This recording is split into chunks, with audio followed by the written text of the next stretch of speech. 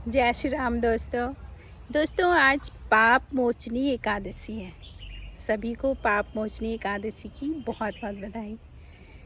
दोस्तों आज पाप मोचनी एकादशी की छोटी सी बहुत जल्दी में आपको एक कथा सुनाती हूँ कि युधिष्ठिर ने भगवान कृष्ण से पूछा कि चैत्र माह के कृष्ण पक्ष की जो पाप मोचनी एकादशी है उसके बारे में कुछ बताओ।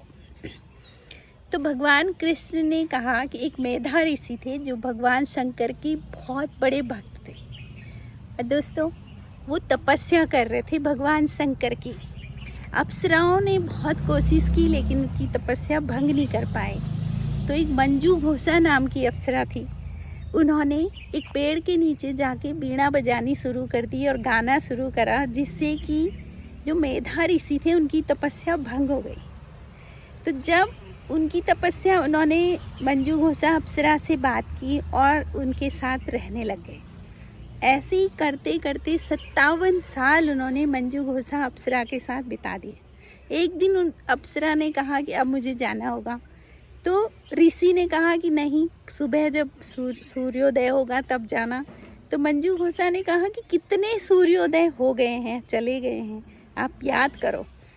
तो जब मेधा ऋषि ने देखा कि मेरे इतने सारे सूर्योदय निकल चुके हैं, मैंने कितने साल अपने बर्बाद कर दिए हैं, तो उन्होंने मंजू घोषा को श्राप दिया कि जाओ तुम पिशाच योनि में जाओ, पिशाच योनि। तो मंजू घोषा ने कहा कि मुझे बताओ इस श्राप से मुझे मुक्ति कैसे मिलेगी। तो मेधा ऋषि ने कहा कि तुम पाप मोचनी एकादशी का व्रत करना तो तुम्हारे पाप कटेंगे, फिर तुम्हें यहाँ से मुक्ति मिलेगी। इसी तरह से फिर मेधा ऋषि अपने पिता च्यवन ऋषि के पास गए और ये सब उनके पिता ने कहा तुमने तो अपने सारे पुण्य खत्म कर दिए हैं, तुमने अपना जीवन बहुत ही बेकार बर्बाद कर दिया है। तो उन्होंने अपने पिता से च्यवन ऋषि से मेधा ऋषि ने पूछा कि मैं इन पापों से कैसे मुक्ति पाऊँ। तो च्यवन ऋषि ने कहा कि बेटा तुम पाप मोचनी एकादशी का व्रत करो। तो इस तरह से मंजू घोषा अप्सरा जो कि पिशाच योनि में चली गई थी, उसने भी पाप मोचनी एकादशी का व्रत किया और वो इस योनि से मुक्त हो गई।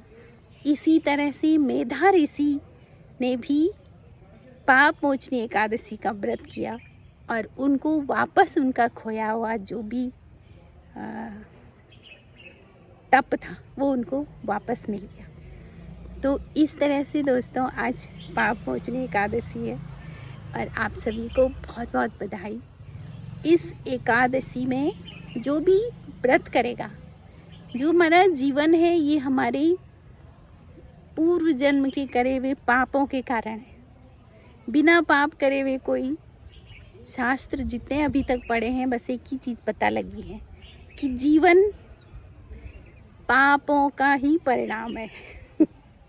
अब इसमें कुछ अच्छा है, कुछ बुरा है, थोड़ा सा कुछ सत्कर्म होंगे तो जीवन में अच्छा है और बाकी पाप है। तो अब इन पापों से मुक्ति कैसे पाएंगे, इसके लिए एकादशी है, एकादशी करें।